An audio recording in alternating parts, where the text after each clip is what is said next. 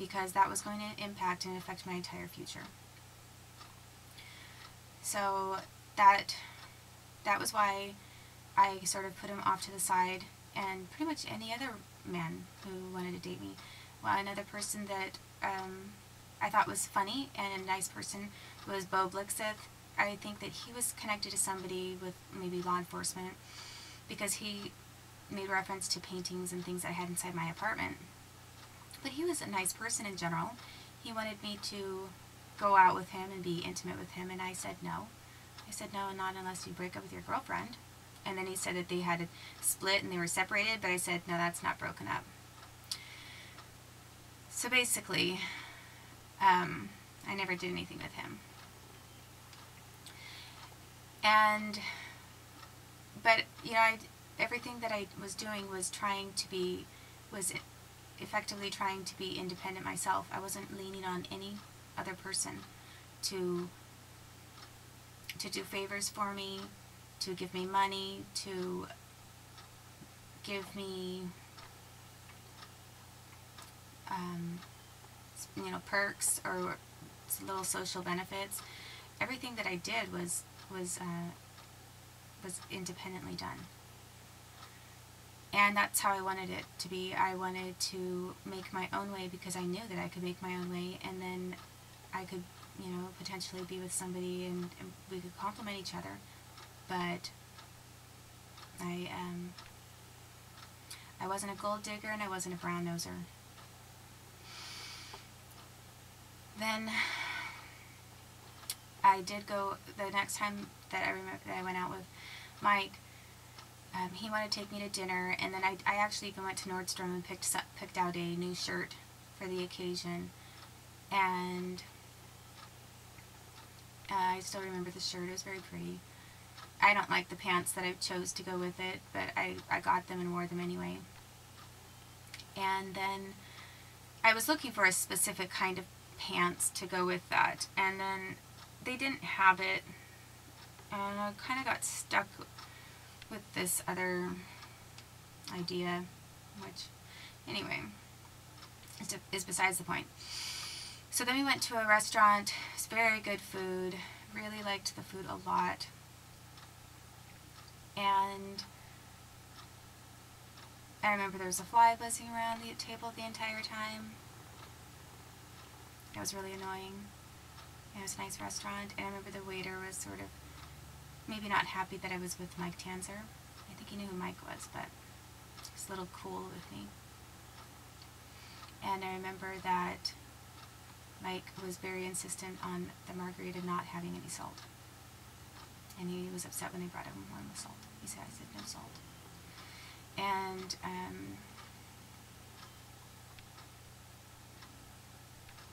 then we went to his place, and then things happened which I hadn't. Oh, and then we went to a different place, and it was Bar 15, I believe, and there's sort of a stand-up and mingle place. So we went there, and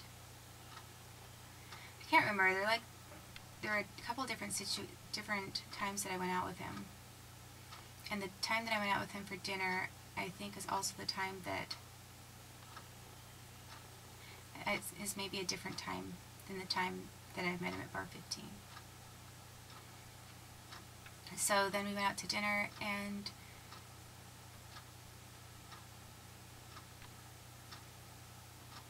so I can't remember. I'd have to go back and think about it. But I know that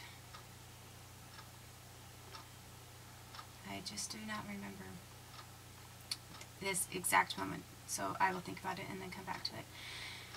But at some point, either after we went to dinner there or on a different occasion, I had a drink. I think it was a different occasion. So then we had dinner, and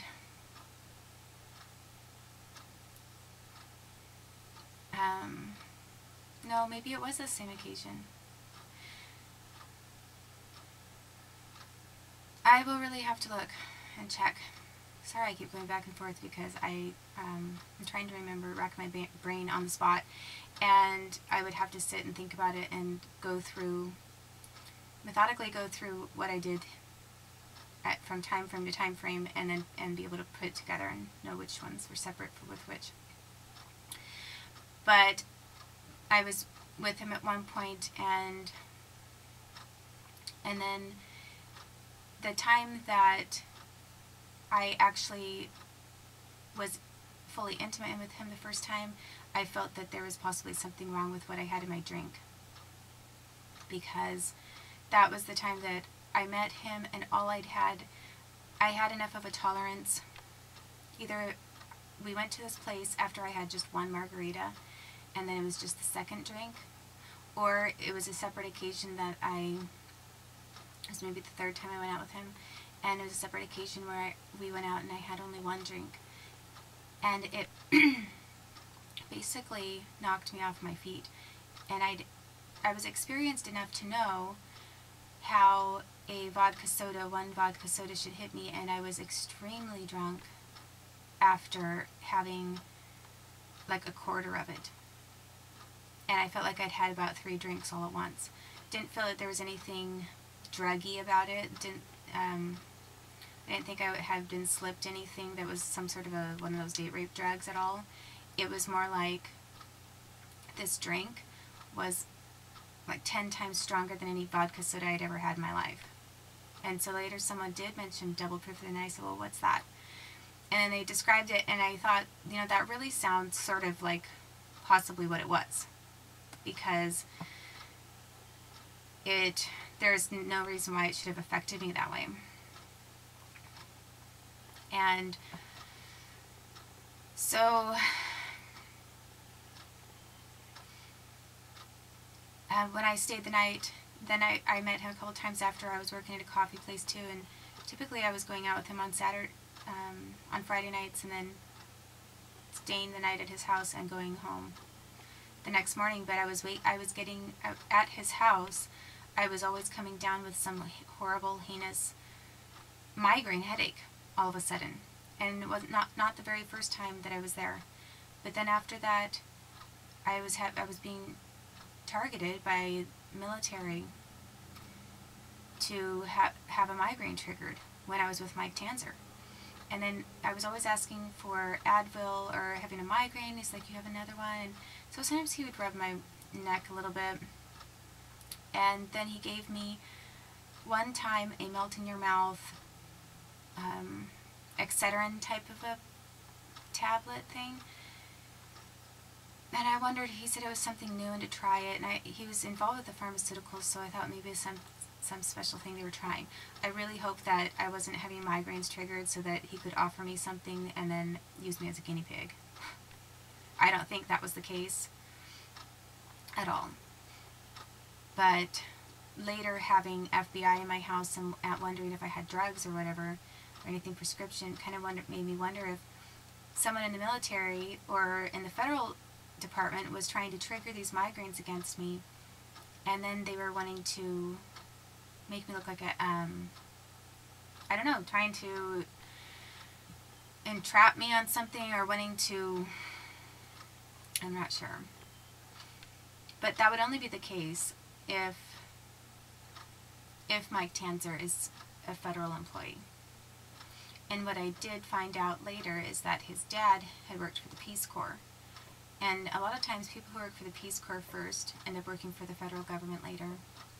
Just like former CIA operative Edward Howard, who was Peace Corps first, and then the CIA recruited him. So I kind of wondered if Mike was also doing something like that, or if his dad did. But that doesn't have to be true. It maybe isn't true at all.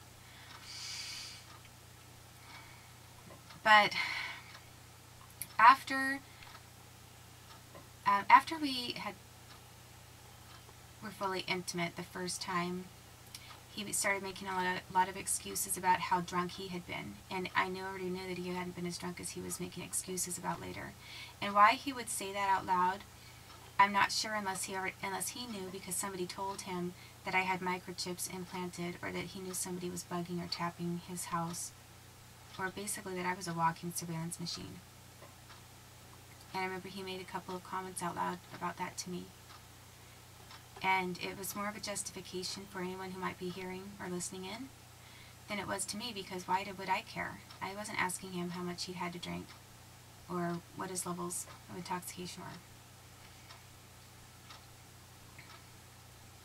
So I pretty much, with him, I never made a big deal about it, because I felt like I could give him a pass if he wasn't a potential pass on it if he wasn't connected to anyone else who was federally connected, or to other people that were sexually assaulting me and taking advantage of me. If he is connected to these other individuals, he doesn't get a pass at all. He's part of that group. And that has made my life very dangerous then, and has contributed to why my son and I have been tortured and everything. So after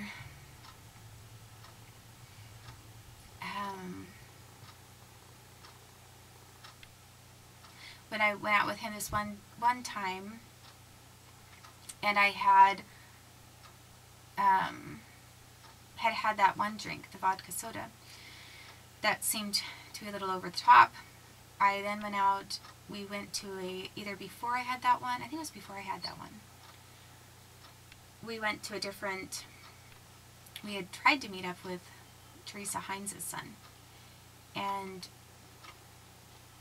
I had already met him through an art thing. Mike took me to an art showing, and that was another thing I liked about Mike, was that he liked music, he liked interesting things about science, like beetles or scarabs and things like that, and then he also liked art, and that was also something I was interested in. So at one point he took me to an underground kind of art thing, and his friend